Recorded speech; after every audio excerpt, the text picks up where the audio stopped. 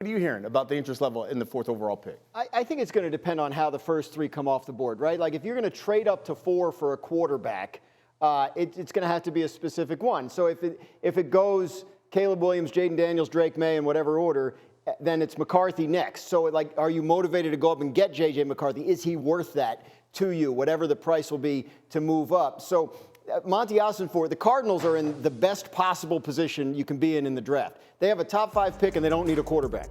So they'd be very happy, I think, to stay put at 4 and take whatever, Marvin Harrison Jr. That'd be a great pick for them. But he wants it out there that I'm willing to listen, because when teams move up in the first round for quarterback, oftentimes they overpay. They do something silly. And I think if you're Monty Ossenfort, your hope is like, well, I'm happy sitting at 4 and taking a difference-making wide receiver, but if someone wants to offer me something crazy, I'd be silly not to at least listen. I think that's what you're hearing. I mean, realistically, there's 3 teams within 10 picks of that 4th pick that technically need a quarterback. Number 1, the New York Giants need a quarterback. They got to figure out their future. Number 2, the Minnesota Vikings. We all know they've been active. And then 3, I would claim the Raiders have to be aggressive with trying to go get somebody. So if you're the Cardinals, you know that there's 3 teams that need and want to, in many ways. You could throw the Broncos in there as well, move up. The Cardinals are in a great spot because, 1, to Graz's point, they can sit there and take Marvin Harrison Jr., and he's going to be they need size at wide receiver, let alone good players at wide receiver. So he's going to be a stud. Or they can sit there and go, come get the 4th pick. Now, is 4 rich for J.J. McCarthy? Probably. That's the game in the NFL. You know, is he likely the 4th best player in this draft? No. But he is going to go top 5. Put it down, because teams are going to go get aggressive. And if you're Arizona, you're sitting there going, we could take Marvin, or we could go back and get Rome Odunze or Malik Neighbors or Brian Thomas or somebody like that. But J.J. McCarthy is going to be somebody that teams are going to sit there and go, after today's pro day, lock top 5 pick. Nick, what do you think about this? Yeah, I mean, I understand the value of the pick, and I think it's obviously very smart to put it on the market to see what you can get. But let's not outthink ourselves. There's a player in the draft right now that is from Hall of Fame DNA and plays like a future Hall of Famer in college right now, and can impact the offense almost as much as a quarterback can. You already seem comfortable with the quarterback that you have.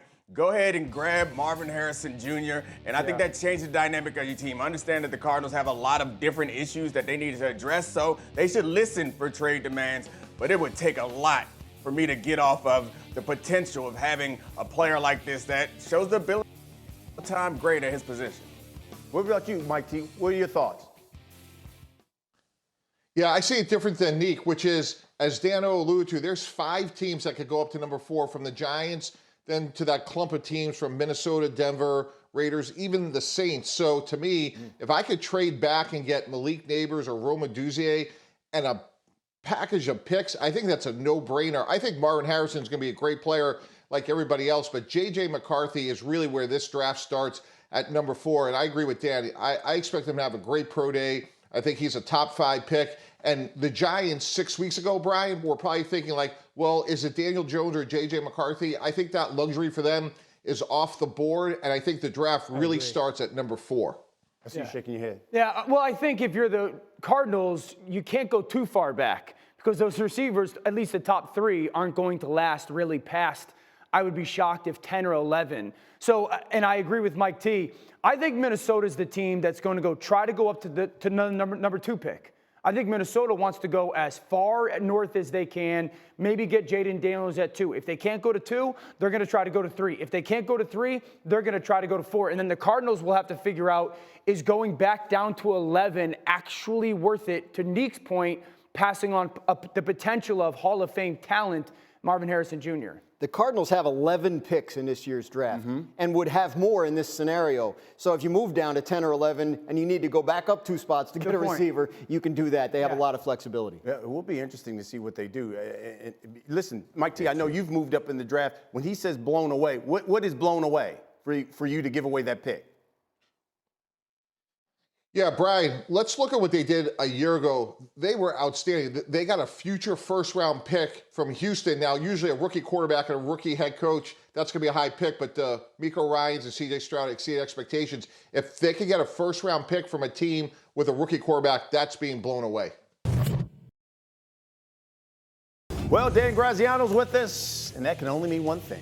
Overreaction Friday. Okay, Graz, let me start with Baltimore. If I said Derrick Henry is the piece that will put Baltimore over the top, is that an overreaction? It is an overreaction, and nothing against Derrick Henry, who's a monster and will be very good for the Ravens. But I think about the Ravens, and I think more about who's left than who has come into Baltimore this offseason. The 3 offensive linemen that were starters for them last year no longer with the team. Significant losses on the defensive side of the ball, including 3 defensive coaches, the coordinator and 2 of his assistants. So I think the Ravens need to replenish in a lot of places. They can absolutely do it. They're one of the best organizations in the league. I don't doubt them, but I think there's more work to do in Baltimore than just add running back and win one more game. Look, the Texans already have shown us that they're a team that is on the rise. Is it an overreaction to say that Houston right now, biggest threat to the Kansas City Chiefs name? It's an overreaction to call them the biggest. I'm going to put them in the conversation with the other AFC contenders after the year they just had, the excitement around the young quarterback, and the offseason they're having, which I think has been very good.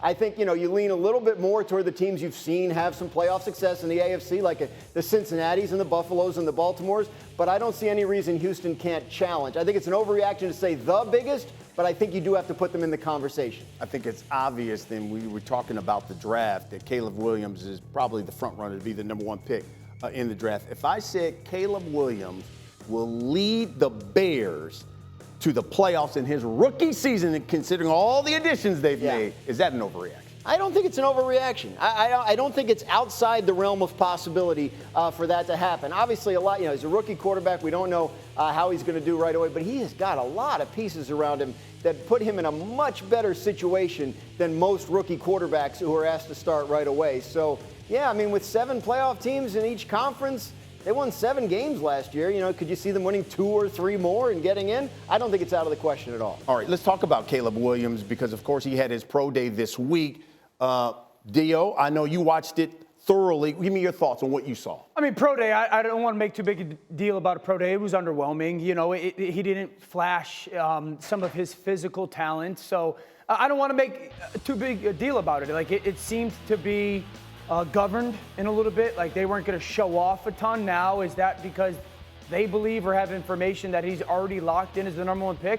I love to see when guys go out there and maybe not run around and do all the unbelievably athletic plays that we see on tape, but just when I will always go back to last year and everybody that was at CJ Stroud's pro day saying, or the combine, it was the best throwing session they had ever seen in their lives. Now, it correlated obviously into game time, but here's the thing with Caleb Williams. He's going into an unbelievable situation if he is the number 1 pick. It's the best situation and number 1 pick quarterback has gone to in the history of the NFL draft. As long as he's himself and fixes some of the flaws of his game, then he's going to hit the ground running in ways that other quarterbacks haven't. What do you think about him taking the approach of, hey, people say I'm a big play guy, I do plays out of the pocket. You know what? I just want to just throw regular throws under center, over the middle. His superpower is he's an unbelievable creator, and that is a necessity to be great in the NFL. Now, that is not the only necessity, so I don't mind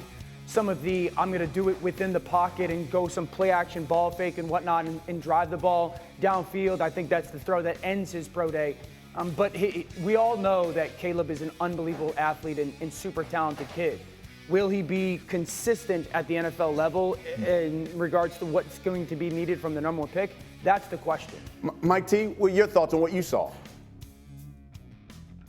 Yeah, Brian, I thought he had an outstanding pro day, and I would definitely take him number 1.